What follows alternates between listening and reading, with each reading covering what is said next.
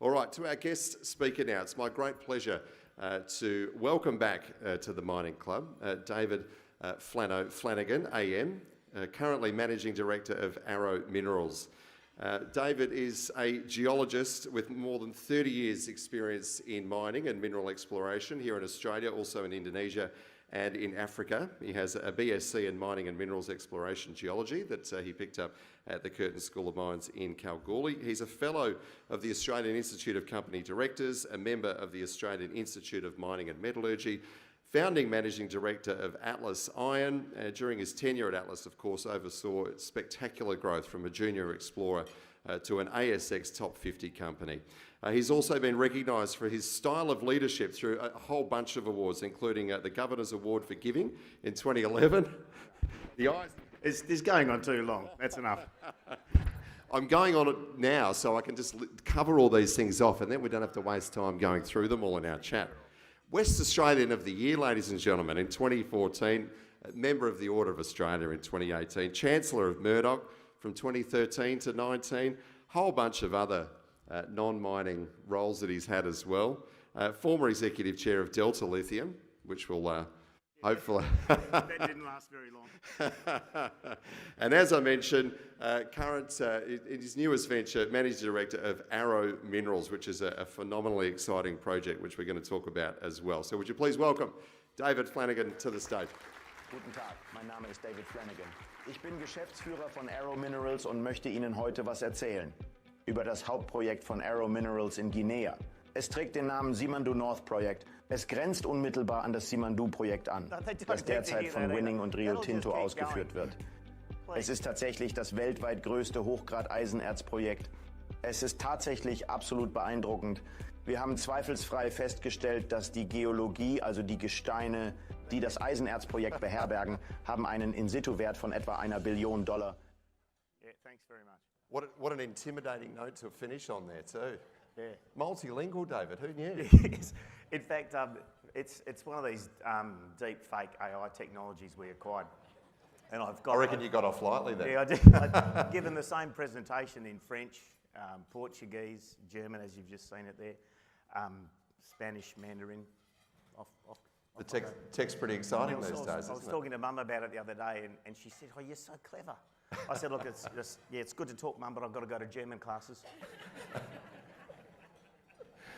David, thank you so much. It's been a few years since we've had you up here. A little bit of feedback there. Thank you. Is that better? That's better. As I mentioned there, I was trying to, before you rudely interrupted me there, go through some of your many achievements and roles you've had throughout what's been a pretty extraordinary year. A range of different commodities, a range of different jurisdictions here in Australia, obviously Indonesia and Africa as well. But I think if there's one quote of yours that sort of threads all of it together, this is one that I think you've said a couple of times. You said, "I only care about the rocks." Yeah, well, it starts there, doesn't it? Mm. Spoken like a true geologist. Well, the windows made of rocks, Yeah. the roofs made of rocks, the glasses, the tables, the plates, the cars, the schools, the hospitals, the bridges, the roads are all made of rocks. Yeah. Where would we be without bloody rocks? You're pretty excited about the rocks that you're working with at the moment, aren't you, in Guinea and the Simandou North project? Tell us about Arrow Minerals. So, like Alvain and Tommy are here. They were involved in Arrow before I joined. I'm very pleased to have the opportunity to work on the project. Thanks for that, guys. Arrow has got 40 kilometres of strike of the rocks in Guinea, the same rocks that host Simandou. And that is the largest high-grade iron ore deposit in the world. It's currently under construction, and it is the single biggest mining project under development in the world. And they're due to commission that next year. So Rio's guided the market they'll be shipping next year, and that's a multi-user railway line. So we've got 40 kilometres of strike of the rocks that host that deposit, and the tenement joins our tenement. So it runs onto our ground, and we're drilling. There's been a hit on the ground already, 12 metres at 60%. It's just the beginning. No one's drilled there before us and assayed before us, no one. Uncharted territory. And I love uncharted. Arrow, of course, takes you back to to West Africa, a place that you spent some time in your earlier years. How different is it now? It's given that you're in a country that supposedly had a coup or an overthrow of government just a few years ago, which I know has been complete overstated. rubbish, right? So over there, it sounds a bit dramatic, but it's just a cabinet reshuffle, Tim. There's been more blood spilled in Canberra by the sounds of it. Exactly. In fact, I was over there and I quizzed them. I said, look, what are you doing? And they said, well, have a good look at yourself, David. What happens in your country? So it's a great jurisdiction to operate. And the investment by Rio and the Chinese and winning, there's like a $26 billion US bow wave in front of us. There's a lot of systems, there's a lot of experience in mining, and everyone wants it. You're talking about a country where the GDP is $25 billion a year for 14 million people. They don't have enough hospitals, they don't have enough schools, they don't have enough roads. They've, not enough universities. So the opportunity to have mining contribute to all of that is massive, and the local people just want it, and it's awesome. I mean, the scope of the project, it's almost hard to get your head around, isn't it? It's been dubbed the Pilbara Killer. How does that phrase sit with you? Well, so they currently report a resource on our southern tenement boundary of 4.6 billion tonnes at 65. Now, a few of you in the room are geologists. They report that at a cut-off grade of 58%. Okay, so if you excluded ore in the Pilbara that went below 58%, there'd be no Robe, there'd be no FMG, there'd be no MRL, there'd be no Atlas, and half of the Hancock production would fall off, right? So if they were to drop their cut-off to, say, 50%, like they do in the Pilbara, it's my view that there's tens of billions of tonnes there, and that the resource endowment of Simandou is actually comparable to the Pilbara. So that does present a challenge, right? Plus you've got a double-track railway line being built that's multi-user. Double-track, multi-user railway line. And it's like an act of parliament. We're not relying on having to sort of beg and borrow and steal. So you've got all of that happening. So we could sit here and think that that is going to be a threat to us, because it definitely is going to be going after market share. But we have an opportunity in Western Australia to do something different, to innovate, and to be better than we are today. And I don't think we should see that it's a foregone conclusion that we're going to be displaced. You're a proud West Australian, former West Australian of the Year, and grew up in Bunners. Yep. How do you feel about being part of a venture that could put the Pilbara in jeopardy? Where are your loyalties, David? Yeah, no, it's funny. Look, so we're over there now. We've just negotiated a deal to acquire our tenement 100%. Okay, 100% of our shareholders are pretty much Australian. So I'm not saying we're going over there making a takeover of those assets, but the people who are going to benefit and make, if things go well, 10 times their money, let's just imagine, are going to be shareholders of our company who are here. And that's a good way to create wealth here. And it's a good way to export expertise. And really, who are we to stop, 15-year-old kids from being educated? Who are we to stop, babies from being able to have access to hospitals? Because that's the difference over there. Our national GDP is trillions. Over there, it's 25 billion. So people talk about how there was some corrupt government which took the asset off Rio Tinto. It's complete rubbish. They sat there on a multi-trillion-dollar iron ore asset which could deliver prosperity for a nation for 25, 30 years. And the government said enough's enough. How do you find the working conditions over there so far, though? As I mentioned, not your first venture into that part of the world. And I remember you telling a story once about an occasion, I think it was a gold mine that you were at fairly early on in your career. And you had a very challenging moment when you turned up at the mine one Saturday. I think there'd been some heavy rain, your mine had flooded, and an illegal mine that was essentially piggybacking onto yours also got flooded, and for some reason they thought that you were the person responsible. And you almost didn't get out of it. No, it got pretty hot pretty quick.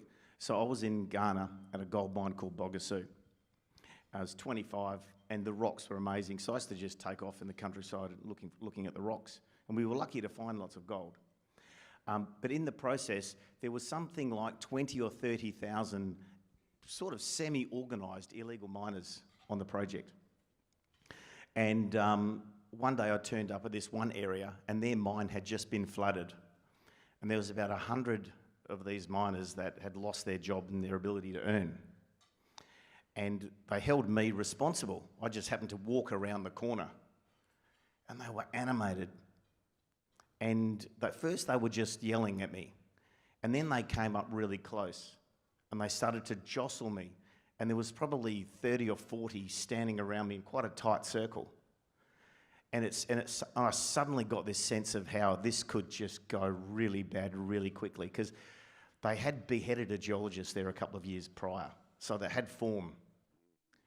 And that's a comforting thought. Yeah, so I don't know where this came from, but I said to one of them, I said, "Do you believe in Jesus?" And this African guy he said, "Yes, of course I believe in Jesus." I was glad he believed in Jesus.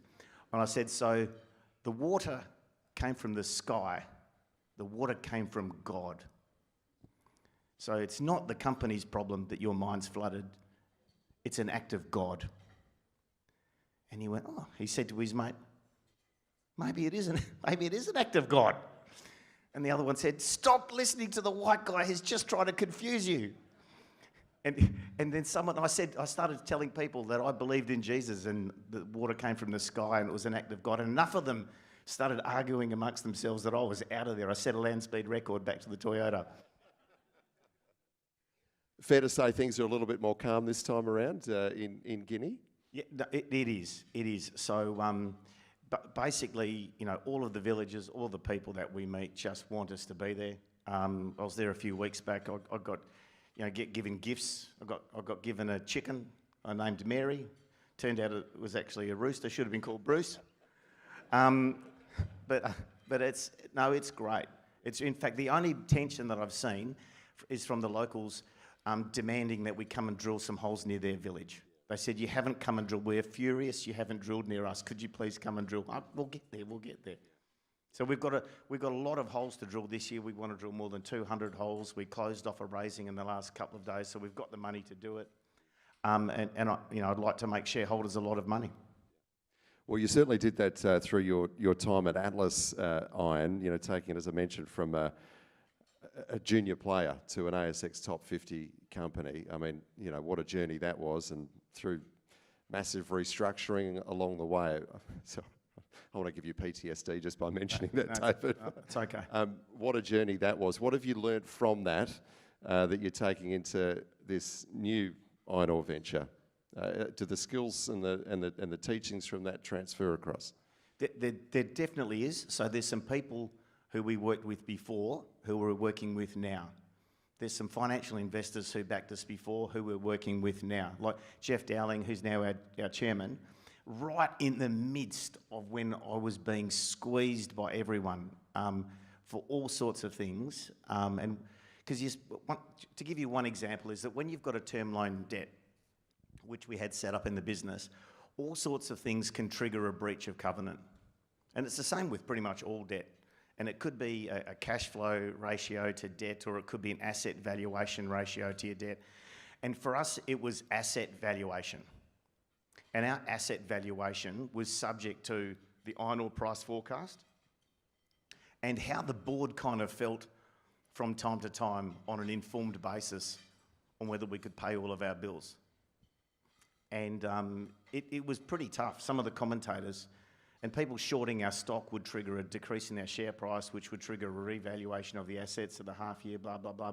But in all of that, classic example of Jeff Dowling, who's here today, I met with Jeff one day and we had directors just jumping off the boat, like running for the hills. And Jeff said to me, he said, "David, I will stay with you and we will fight to the end, no matter what it is." So knowing that you've got people like that in your business means that when times are tough, you'll get through it. But when things are going great, it will be unreal. So that's the theme. Keeping those people who I know what they're like under pressure, because that's when it really, really matters. So you find out who your friends are. You do. And you find out those who aren't your friends too. Yeah, you sort of learn all the different ways you can be squeezed. And like I think I've seen almost all of them. Yeah. But maybe there's still a few new ones out there. Anyway, I'm not encouraging anyone, please. Anyone that you can remember, particularly squeezy at the time? Well, I'm not going to name names because that would get me to all sorts of hot water. But there was, we were in the midst of taking over another listed company. And the instrument we were using was a scheme. And the scheme meeting was at 9 a.m. on Monday morning. And this person was providing a specialist service to our company. And if that service to our company was withdrawn, we would have an interruption in our access to cash flow. And it would create all sorts of complications that needed to be communicated to the market. And so I got a phone call from this person in an aeroplane as it was taking off on a Friday night. And this person said, "Oh, Flano, David, thank God I've been able to get a hold of you because we've come up with a solution." I said, "Oh, that's great, but what was the problem?" And he said that really, because we've worked out we can't provide you this service anymore. But under these terms, we can. And the term was that I had to assign this company 50% equity ownership in all of my projects within 72 hours. And within those 72 hours, our board met, I don't know, Jeff, you remember, maybe 10 times? And we worked pretty much around the clock. And in the end, we were able to, what was initially a $350 million ask, we reduced it to such a level that it was immaterial to the market. And we completed the negotiation and we proceeded with the scheme meeting on the Monday morning after informing their board and giving their board a chance to take legal advice, whilst we held a whole room of people, shareholders, waiting to vote. We held them in that room for an hour wondering what was going on, and they still voted for the resolution. And at the end of that meeting, my CFO checked himself into hospital. So the squeeze is not just financial, it's mental and it's physical. He actually thought he was having a heart attack. And something terrible did happen to him. He was there for 5 days. So there's a personal cost to all this, yeah. And yet you're back at the iron ore game. I've gone back, it's like Stockholm Syndrome. If we'd have spoken to you a year ago, we would have been talking about lithium. You were pretty excited to be part of this forward-facing industry, this lithium frenzy that was going on.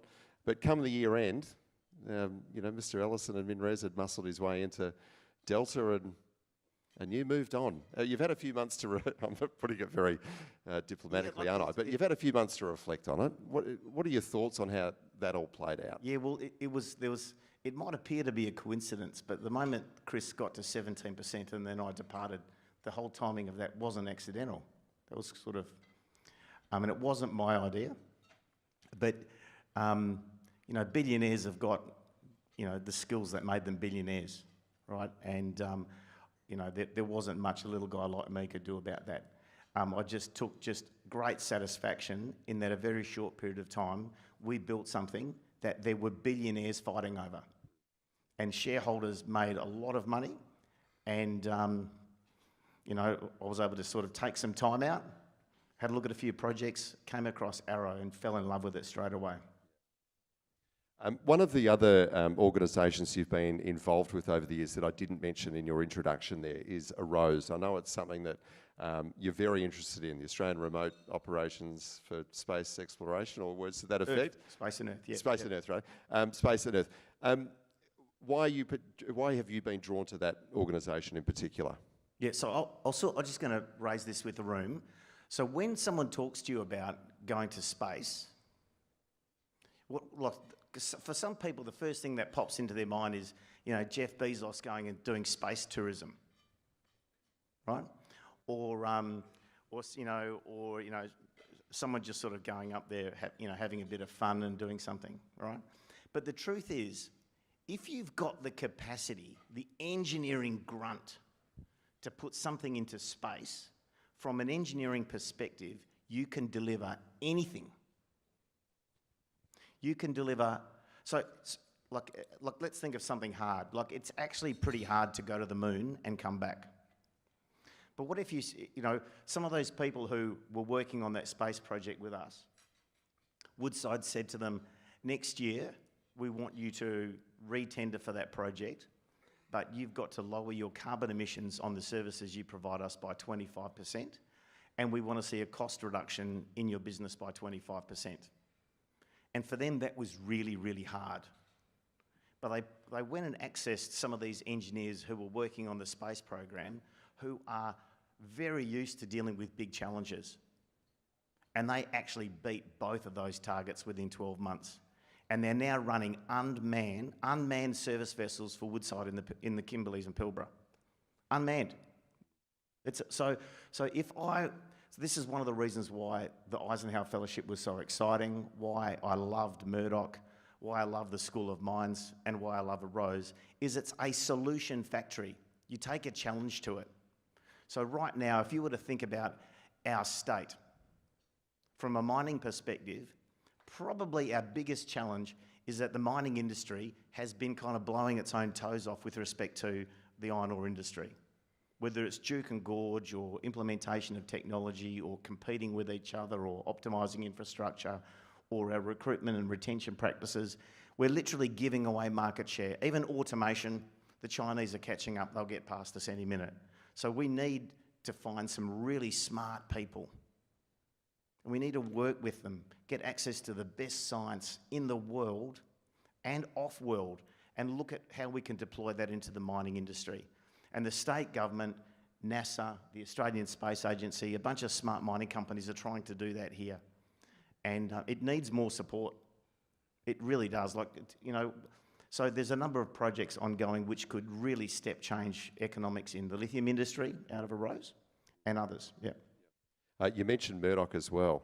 What a chapter that must have been in your life. You took on the Chancellor role there within weeks. The Crime and Corruption Commission's on the phone, or sending you correspondence, which is probably not the way you wanted to usher in that part of your life, I'm guessing. Yeah. It sort of starts with, look, we need a new Chancellor for Murdoch University. We've run a search process, and we would like you to think about the role. Look, you're just going to need to chair a few board meetings a year, shake a few hands, give out a few degrees. Everything will be good. 2 months into the job, I get the Corruption and Crime Commission letter. Has anyone here ever got one? No. And it starts off by saying, if you tell anyone that this letter exists, you'll go to jail. That's kind of almost the opening sentence. And then it says, and if anyone who you told about this letter tells anyone, they'll go to jail. That's the next bit. And then it says that you are the Chief Governance Officer for this organisation. We suspect serious misconduct on behalf of these key people. And as the Chief Governance Officer, you are charged with completing an investigation into this matter consistent with this whole guideline, the list. And I'm a geologist, right? So I figured out that I was able to tell a lawyer, who was a wonderful lawyer, and she was very understanding of my stupid questions, but we went in there and it was like a bomb going off when we got the investigation underway. The other thing I learned is that if you interact with a government organisation in any way, any of that correspondence is subject to discovery without a subpoena and without a court order.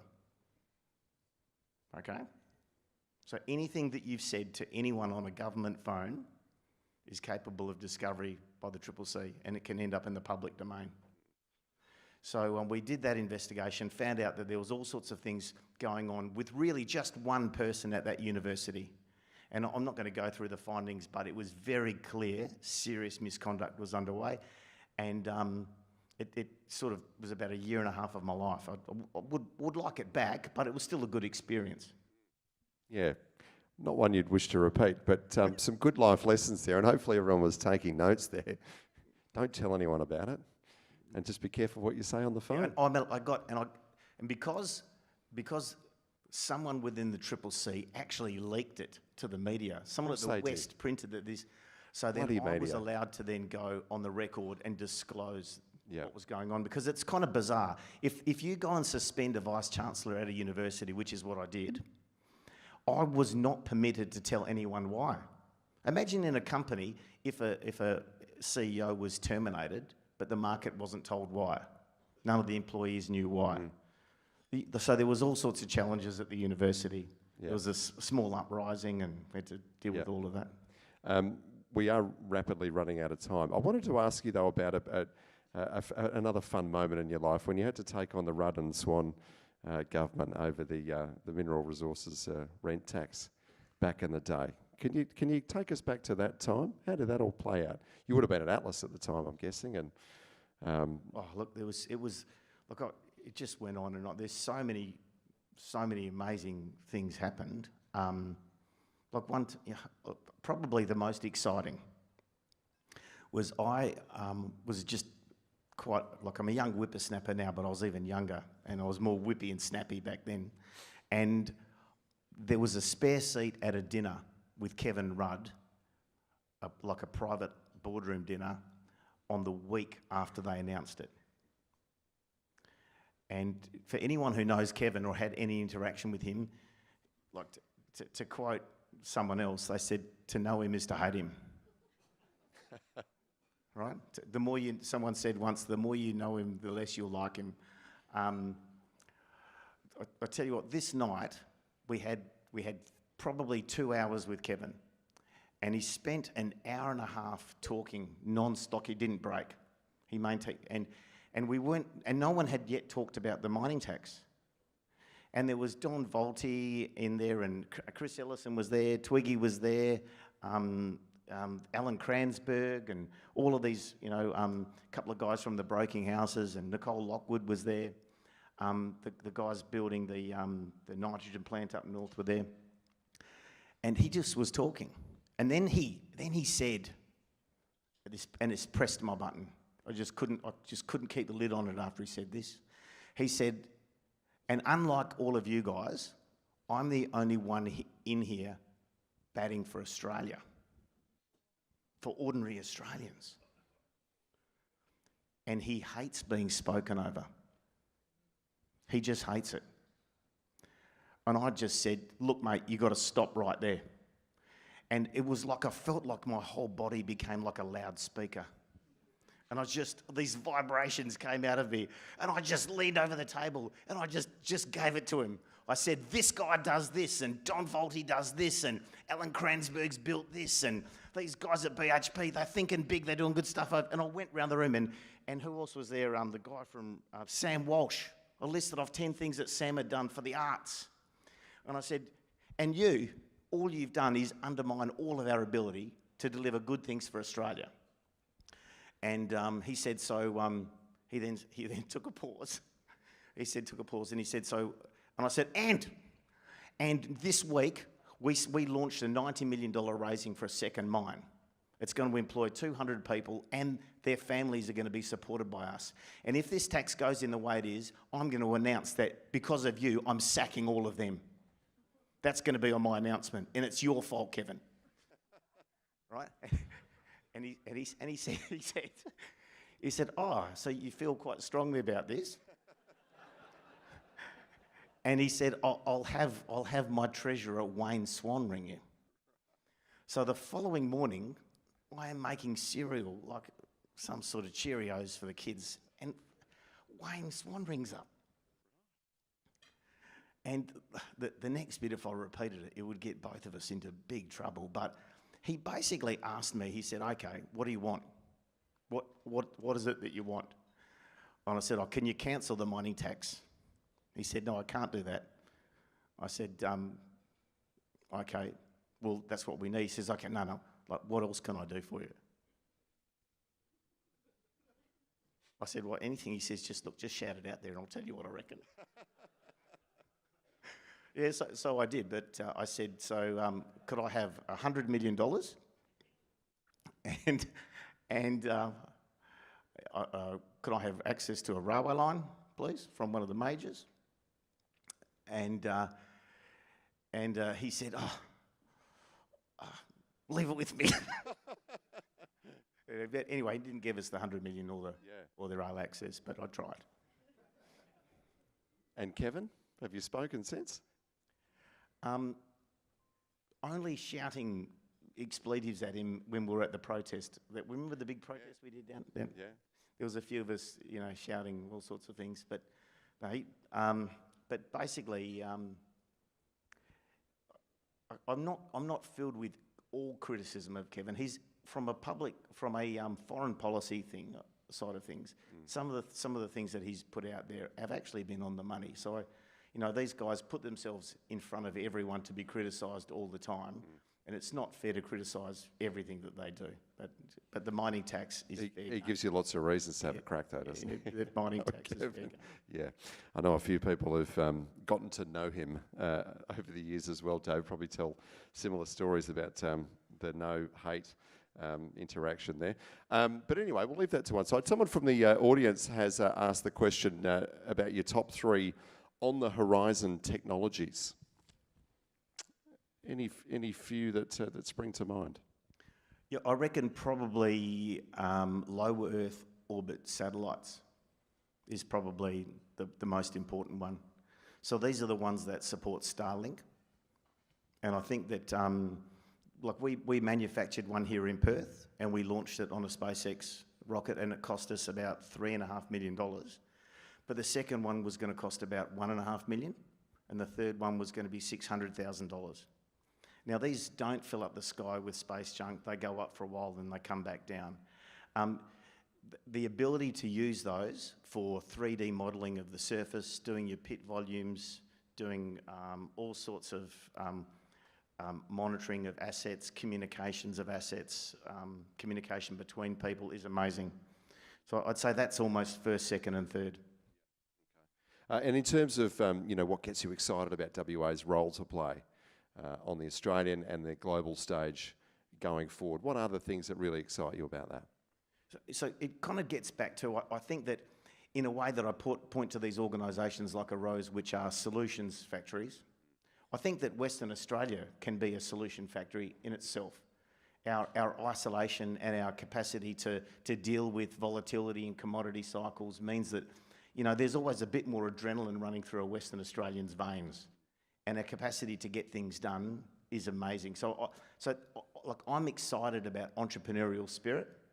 I'm excited about our ability to deal with challenges in commodity markets as they come and go, and all the things that sit around that. Yeah. When you were last here, this is a few years ago now, someone asked you the question, if you had to write a book about your experiences to date, what would it be called?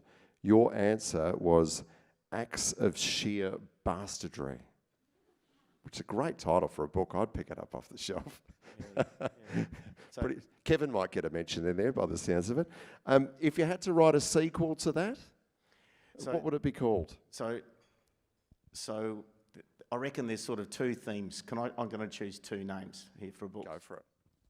So one of them is that I sat down with one of the heads of the different BHP iron ore businesses one day.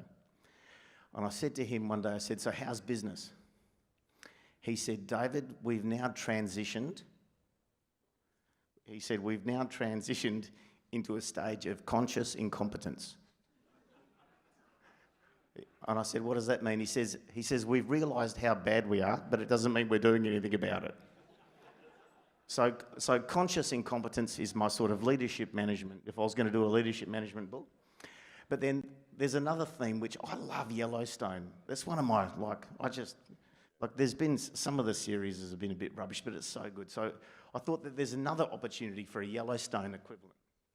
And this one was going to be called Big Trucks, Red Rocks, Heart Attacks and Billionaires. So you wouldn't be the Kevin Costner equivalent in this No. Pilbara Yellowstone? No, I'm the lover, not a fighter.